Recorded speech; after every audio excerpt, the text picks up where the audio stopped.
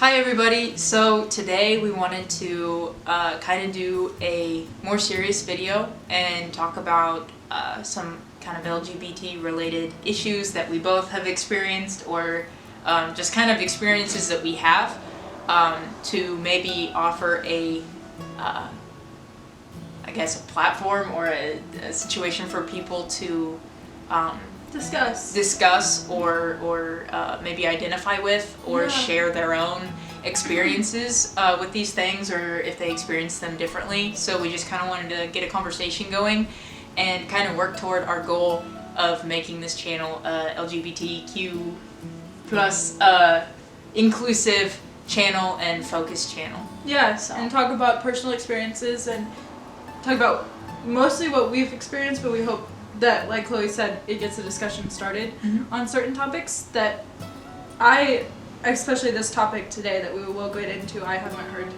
talked about quite very much, so yeah, it'll be nice to start a conversation with it and kind of see how different people take it, and just know that this is what we say is our personal experiences and our thoughts with it, and it does not define anybody else's or anything like that. Right, yeah.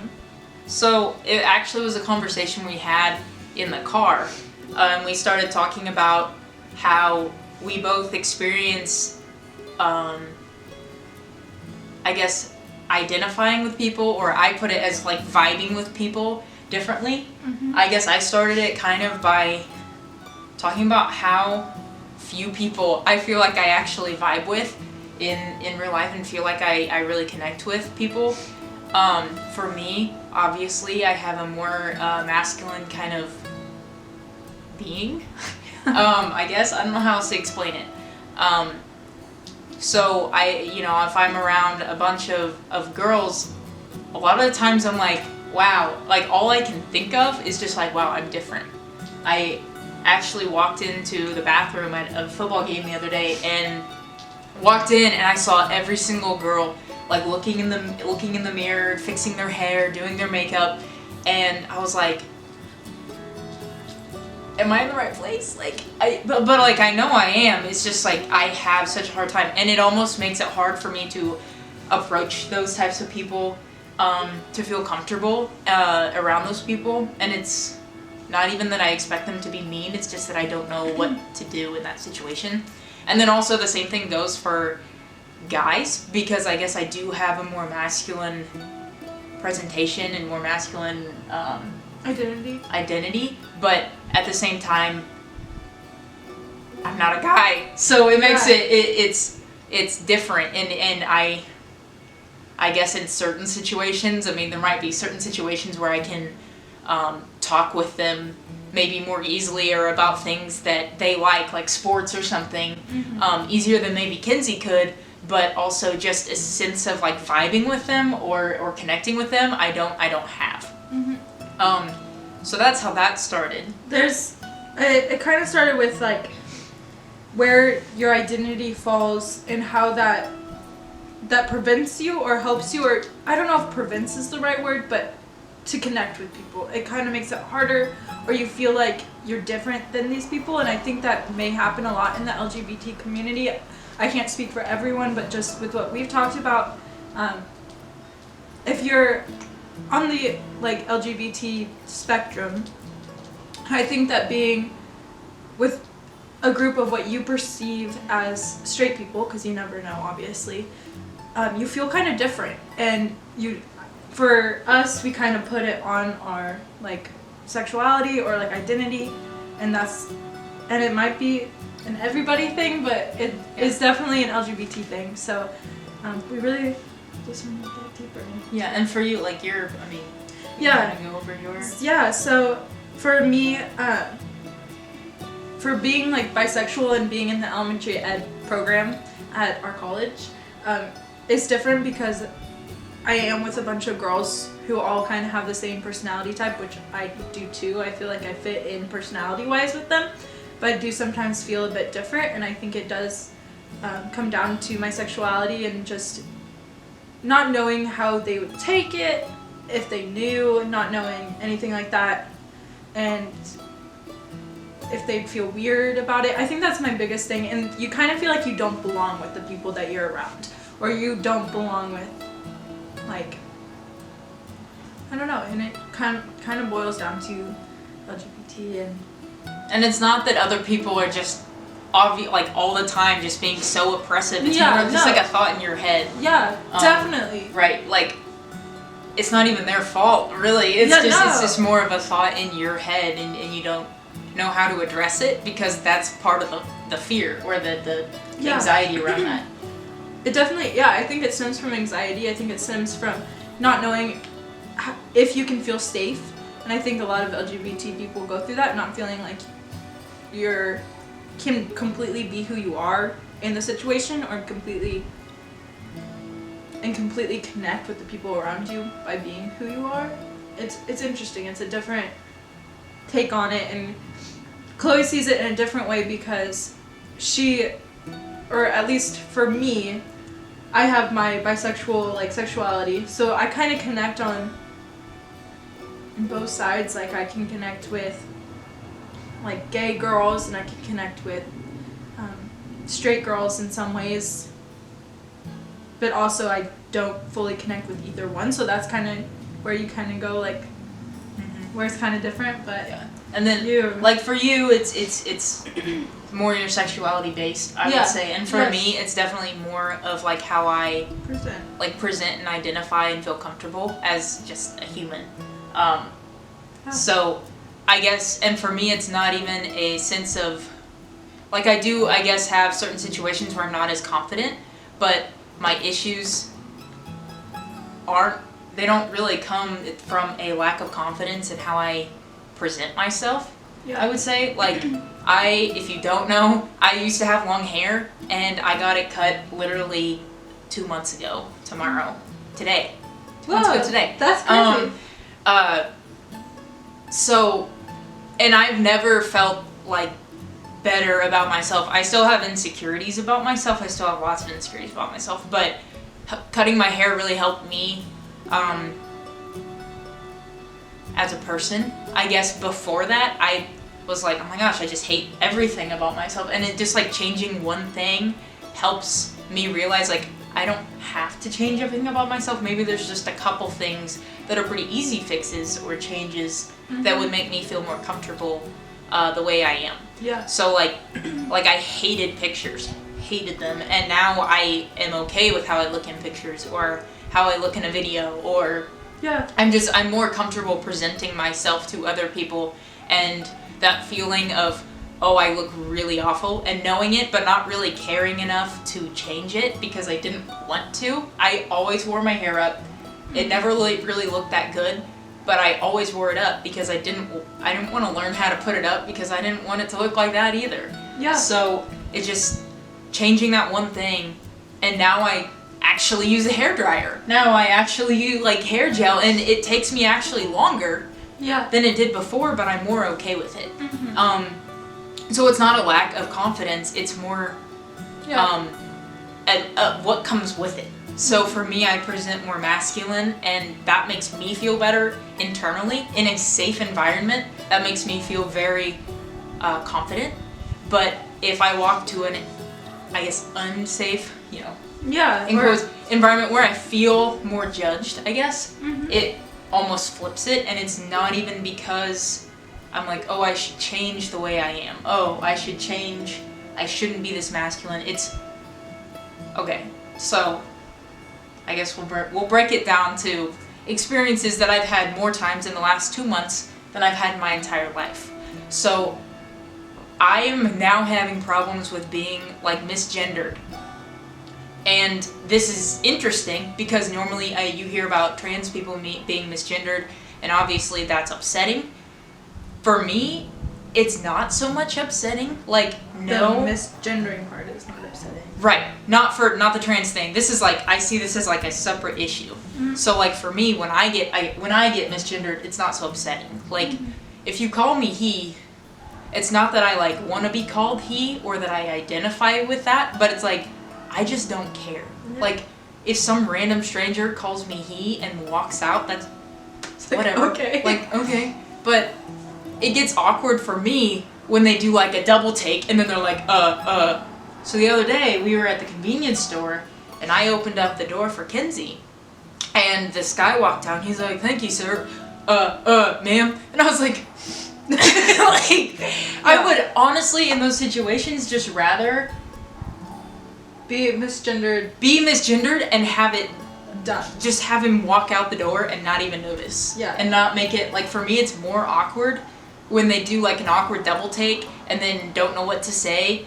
It's more awkward when they feel awkward about it. Right. I would yeah. Like, I don't want to be called he, but if you do and you walk out and you don't make it awkward, I'd rather that than like the awkwardness. And I know it's just an issue, honestly, probably because of trans identities and pronouns being such a big deal that people are probably a little bit insecure about misgendering people. So that's probably honestly just him trying to have a good intention. Yeah. And correct himself because he doesn't know if I'm trans or not. Like, it's hard, but it's just it's a different take on the situation coming from a situation where I'm not trans, but like my take on being misgendered. So that being misgendered multiple times, like, it happens. Yeah. So a bit. So it's basically like being misgendered as a gay woman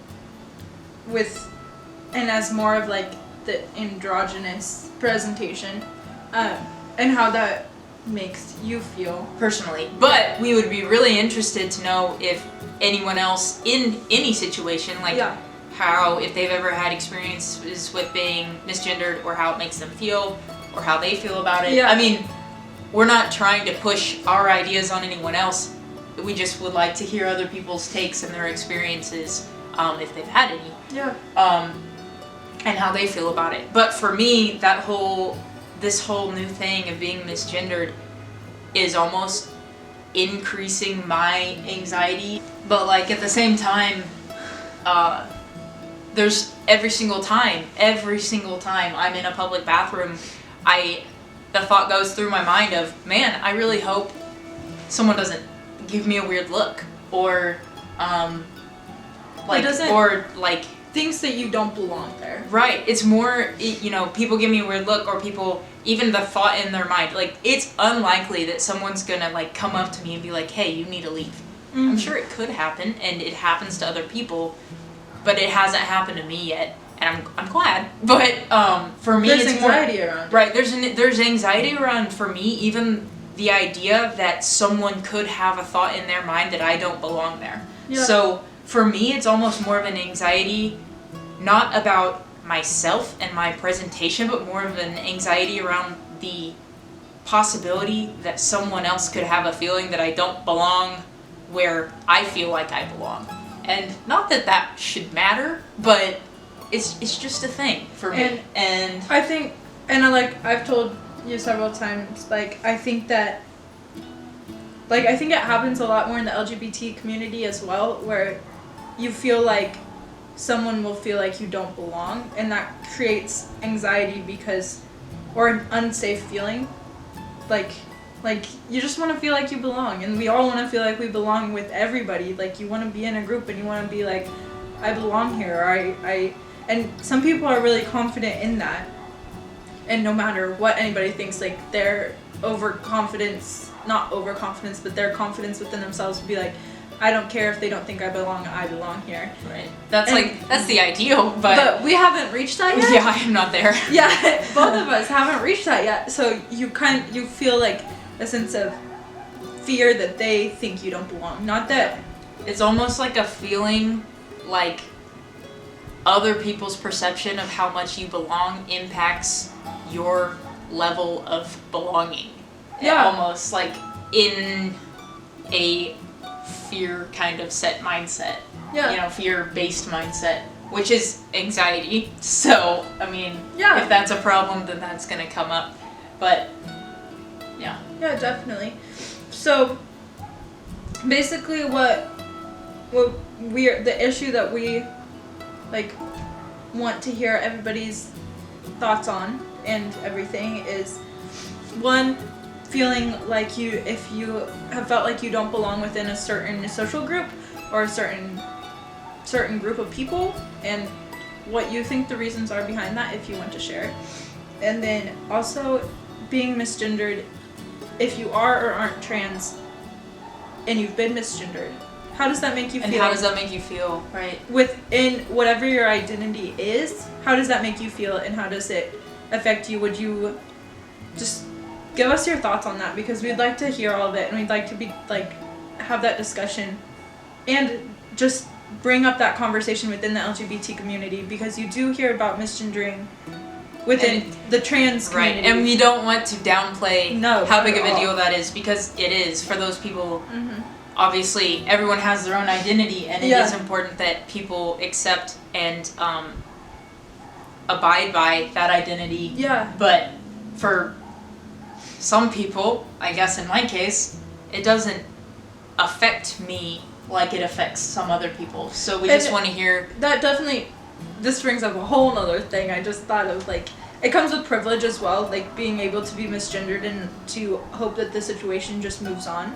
And it does that is a privilege to have, especially for those who are not trans and who are misgendered, but at the same time that is a situation that also happens, and so we have that experience and our personal experiences with that, and we don't want to talk for people who are trans and their experiences. Or not. If yeah. you like, or not, yeah, or not. You can totally. We just want to hear different people's perceptions. Yeah, and their perspectives on it. feelings and stuff. Yeah. Yeah, definitely, and just see how everybody else takes it as well, within their own identity. Chloe and I have different identities, Mm-hmm. so it's nice because we can talk about two sides to it, and we hope to be able to talk about more sides to it with more people who can add into the discussion. So anyway, with these videos, we plan to do more. We always have good conversations, and a lot of times they're in the car. But we hope that we hope that you appreciate these conversations, and they get you talking to other people. And maybe you share these videos and get their opinions. And we just hope to start a conversation and kind of build a community and become more aware, I guess, of other people and their situations and their feelings around those situations. But we plan to do more of these, kind of make it a little bit of a series. Yeah. We would like to have fun on this channel, but also our goal really is to make it an LGBT-centered community. Yeah. And I think that these are going to be have discussions and make that a really big part of this channel as well. Yeah. So definitely. Yeah. If you want to be here for our other discussions and our other personal experiences, please like, subscribe, turn on your post notifications for us. Like the video, tell us what you liked and your opinions, your own personal experiences and stuff. Yeah. And then share it with people that you want to start the conversation with as well. Yeah, definitely. So, anyway. Yeah. We hope you liked the video, and we hope it starts a good conversation and learning experiences and everything else. I mean, it's just good to hear other people's perspectives on things. So, thank you for listening. Thank you for watching. We hope to see you again next week. Yep, our next video. So, in our next video, yeah. So, thank you. Bye.